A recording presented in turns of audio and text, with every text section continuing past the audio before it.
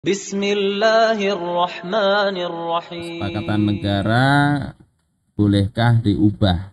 Kita membahas dari sisi hukum syara' atau hukum Islamnya, bukan bahas dari sisi yang lain. Tema pembahasan kita nanti insya Allah ada 3 poin saja yang ingin saya sampaikan. Pertama tentang fakta kesepakatan itu apa.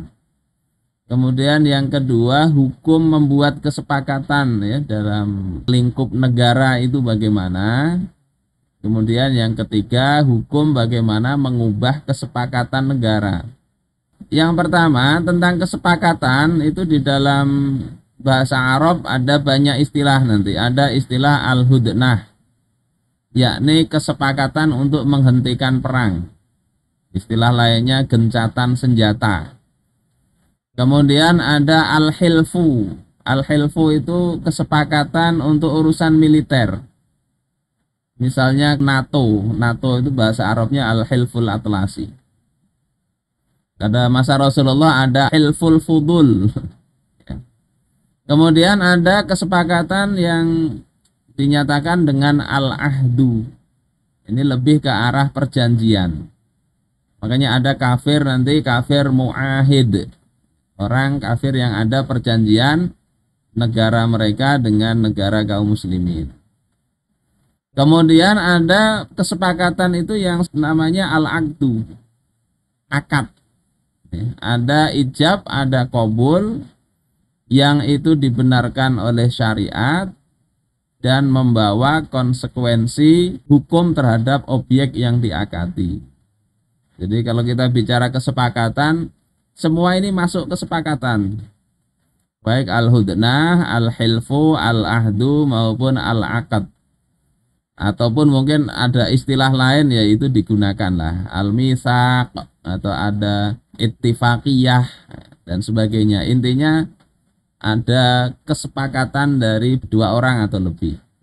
Menurut KUH Perdata, Kitab Undang-Undang Hukum Perdata, yang namanya perjanjian itu adalah suatu perbuatan dengan mana 1 orang atau lebih itu mengikatkan dirinya terhadap 1 orang lain atau lebih. Jadi kalau kita lihat ini perjanjian atau al-ahdu berarti ada 2 pihak. 2 pihak, 2 orang atau lebih yang jelas. 1 mengikatkan dengan 1 yang lain. Kalau tidak begitu, itu tidak disebut kesepakatan, tidak disebut perjanjian.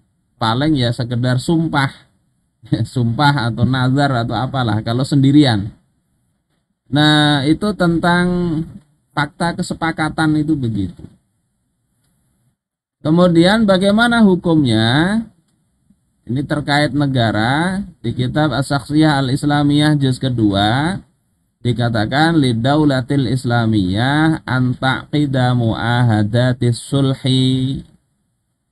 Negara Islam itu boleh dia melakukan perjanjian damai wal hudnah, gencatan senjata, wa husnil jiwar, perjanjian bertetangga baik, wa muahadatin saqafiyah, perjanjian kebudayaan, wal muahadatid tijariyah, perjanjian dagang, wal maliyah dan keuangan, wa masyabahu dzalik, dan yang semisal itu minal muahadat, dari berbagai macam perjanjian. Jadi hukum asalnya itu boleh negara melakukan perjanjian. Individu-individu yang ada pada satu negara juga boleh melakukan perjanjian. Boleh. Tapi di sini ada ketentuannya. Allati taqtadiha maslahatud da'watil islamiyah. Perjanjian itu dilakukan di mana kemaslahatan dakwah Islam memang menuntut adanya perjanjian itu. Jadi bukan perjanjian main-main, tapi didasarkan pada kemaslahatan dakwah.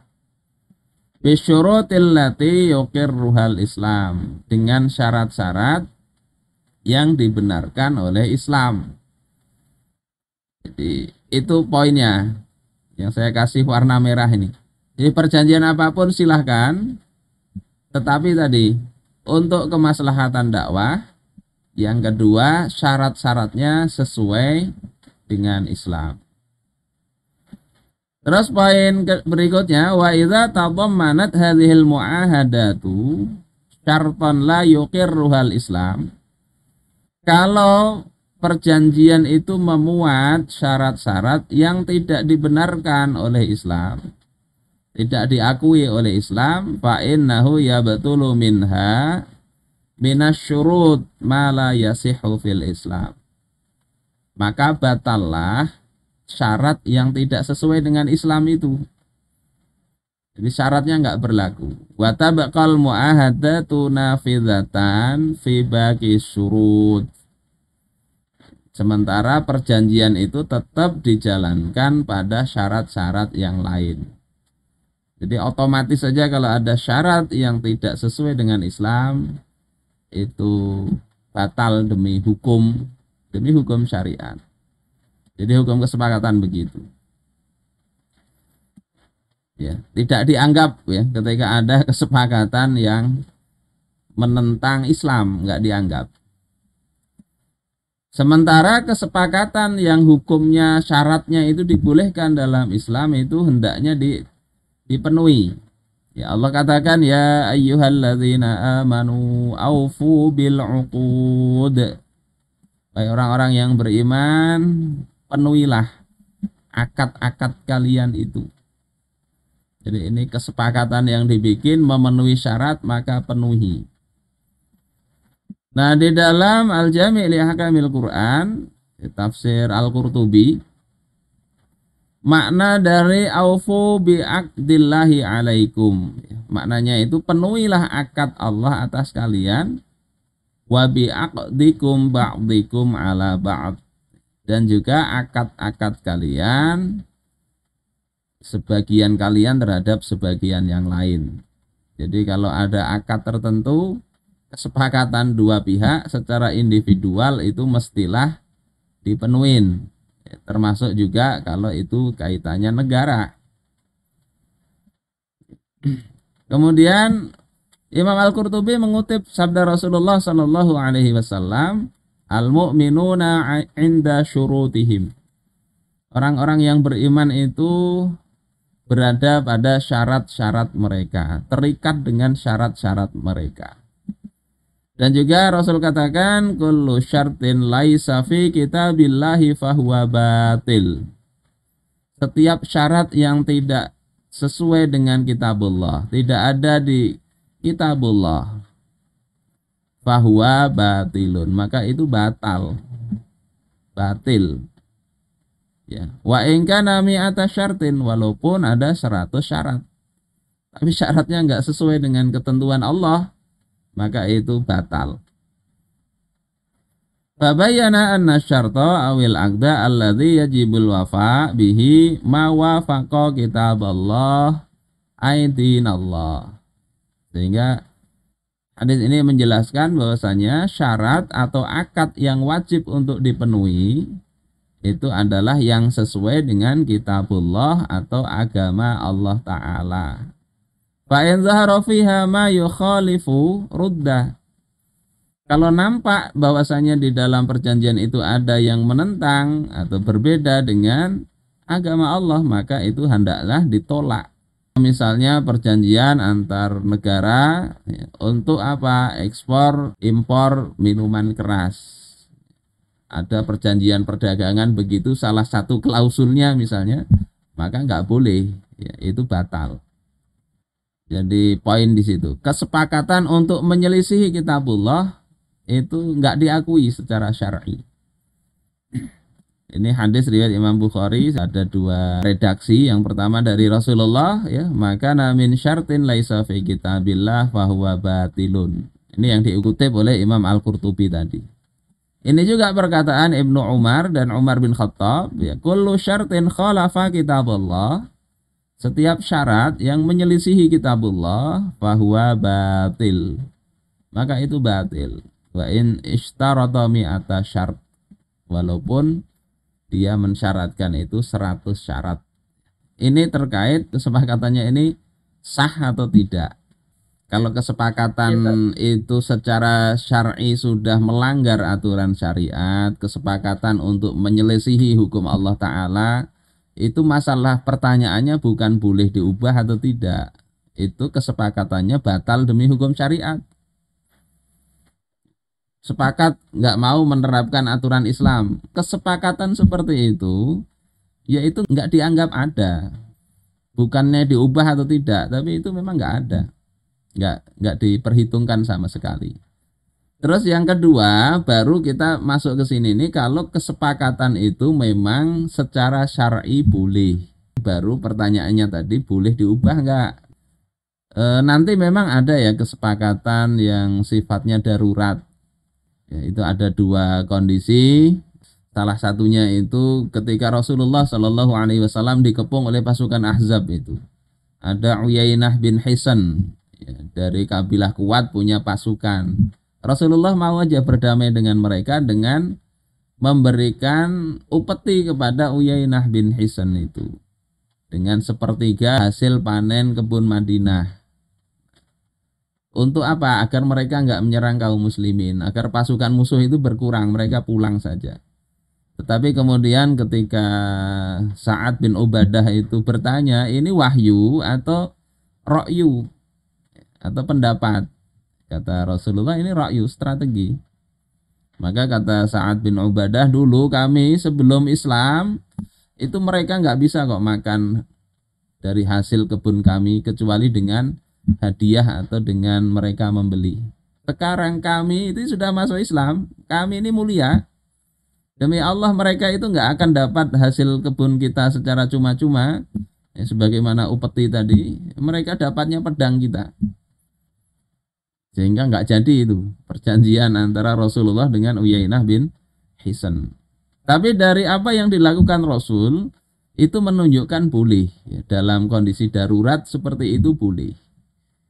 Sehingga nanti dilihatlah kondisi itu. Tetapi yang darurat tadi itu bukan sesuatu yang berlaku abadi. Jadi kayak perjanjian Hudaybiyah itu ada temponya 10 tahun misalnya. Yang tadi Uyainah bin Hisan dengan Rasul itu ada temponya. Enggak kemudian ini harga mati selama-lamanya itu Rasul bayar upeti, tidak. Nah kemudian kalau kesepakatannya ini sudah sah, sudah legal secara syar'i itu enggak ada masalah, maka bolehkah dibatalkan atau tidak? Ini yang akan kita bahas pada poin ketiga ini. Jadi untuk melihat sesuatu, pertama lihat betul nggak itu kesepakatan. Yang kedua, lihat kesepakatannya syar'i atau tidak. Kalau itu nggak syar'i, ya sudah batal demi hukum begitu saja. Yang ketiga, kalau itu kesepakatannya syar'i, maka dilihat ini boleh nggak dibatalin. Secara umum itu nggak boleh dibatalin. Kalau memang perjanjian atau kesepakatannya itu memang dibenarkan secara syar'i. Allah katakan famastaqamu lakum fastaqimu lahum. Maka selama mereka itu lurus terhadap kalian, yakni perjanjiannya dipenuhi saja, tidak diubah-ubah oleh mereka, fastaqimu lahum, maka hendaklah kalian berlaku lurus pula terhadap mereka. Tapi kalau khawatir di sini, wa imma takhafanna min qaumin khiyanah. Kalau kalian itu khawatir terjadinya pengkhianatan oleh satu kaum, fambil ilaihim ala sawa. Maka kembalikan perjanjian itu kepada mereka secara jujur. Jadi nggak boleh tiba-tiba diserang, nggak boleh begitu. Ini kalau khawatir. Imam Ar-Razi menjelaskan di dalam Mafatihul Ghaib ada dua kondisi, ya. Fa imma an tadhhara zuhuran muhtamalan au zuhuran maqtu'an bih. Bisa jadi munculnya ini masih berupa perkiraan. Jadi ada kemungkinan mereka itu melanggar kesepakatan. Yang kedua, sudah pasti itu dilanggar. Ada dua kondisi itu.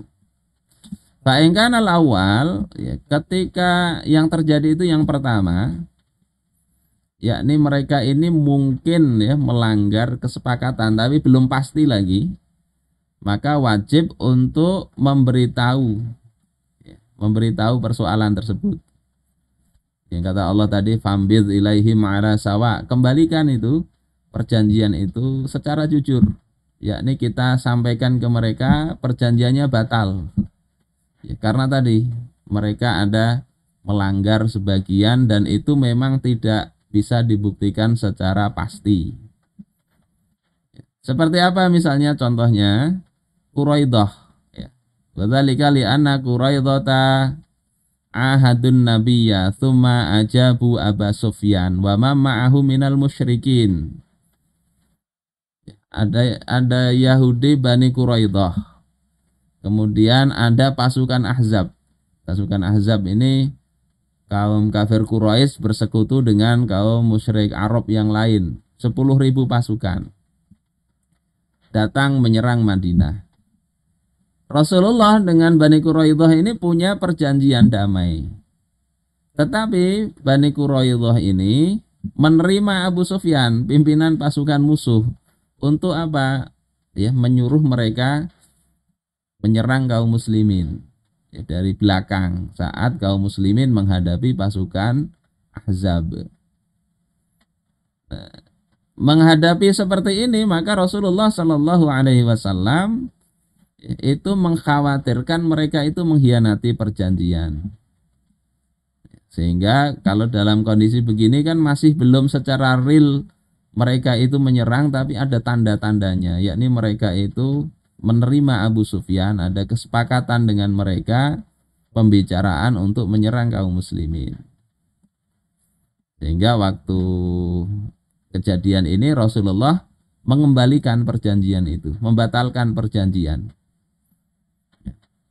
Kemudian ketika kondisi yang kedua, idza dhahara naqdul ahdi zuhuran maktu'am bih fahahuna la hajata ila nabdzil ahdi. Ketika terjadi pelanggaran perjanjian secara pasti, maka tidak perlu kita itu untuk mengembalikan perjanjian itu. Tidak perlu diumumkan perjanjian batal, tidak perlu. Karena mereka sudah melanggar.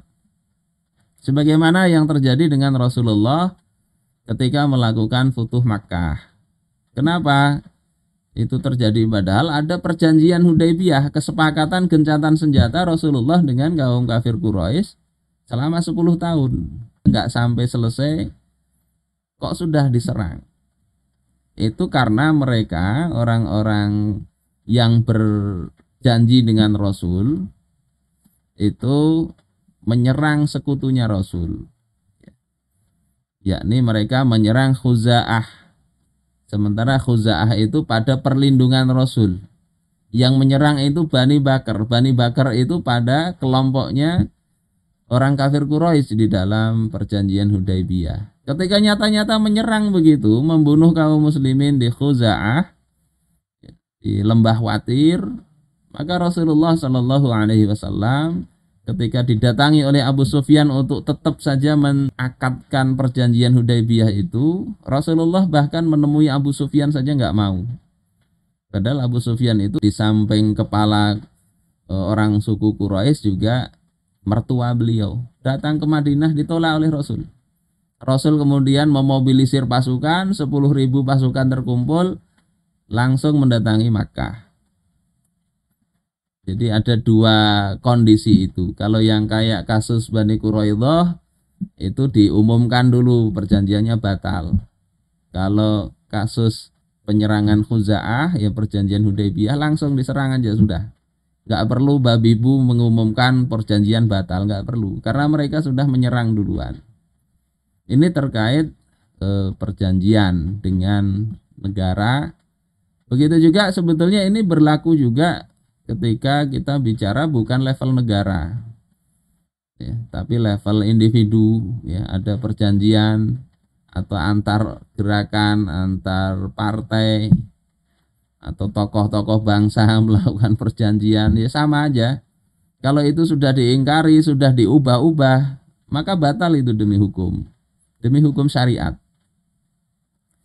Lebih jelasnya ada 4 kondisi sebetulnya kalau kita rinci. Pertama itu ketika muahid itu pihak yang melakukan perjanjian membela dan mendukung musuh Islam mengalahkan umat Islam, maka perjanjian itu juga harusnya dibatalkan, boleh dibatalin. Sebagaimana yang terjadi antara Rasul dengan Bani Quraidah. Ya, ini di dalam surah At-Taubah ada penjelasan ya, bahwasanya perjanjian itu harus tetap dilanjutkan kalau mereka memenuhi klausul itu. Kemudian walam yudhahiru alaikum ahadan. Mereka enggak membantu musuh kalian. Kalau mereka mendukung memusuhi kaum muslimin, mereka hendaknya dibatalin itu perjanjian. Kondisi kedua itu ketika muahid. Muahid ini adalah pihak yang melakukan perjanjian. Itu melanggar satu dari sekian isi perjanjian. Ada 10 klausul misalnya, 10 pasal, dia langgar. Satu saja dilanggar, maka boleh kita batalin. Ini enggak harus dilanggar semua, dilanggar satu saja, batalin sudah itu perjanjian boleh. Enggak harus mereka sudah melanggar bolak-balik kita tetap kita ini wajib memenuhi perjanjian. Aneh itu, aneh. Dalam hukum Islam enggak begitu. Mereka satu aja dilanggar, boleh kita batalin. Kemudian yang ketiga, kalau dikhawatirkan ada pengkhianatan dari muahid, ya pihak yang melakukan perjanjian tadi, ya sekadar adanya kekhawatiran, maka boleh dikembalikan. Tadi dengan jujur dikembalikan. Kemudian ketika muahid telah mencabut perjanjian, maka wajib itu dicabut juga. Mereka cabut kok. Kita batal kata mereka, ya sudah kita batalin juga. Nah ini 4 kondisi yang perjanjian yang awalnya legal syar'i itu boleh dicabut, boleh dibatalkan. Kalau itu tidak terjadi maka wajib bagi kaum muslimin untuk memenuhi akad atau janji-janji itu.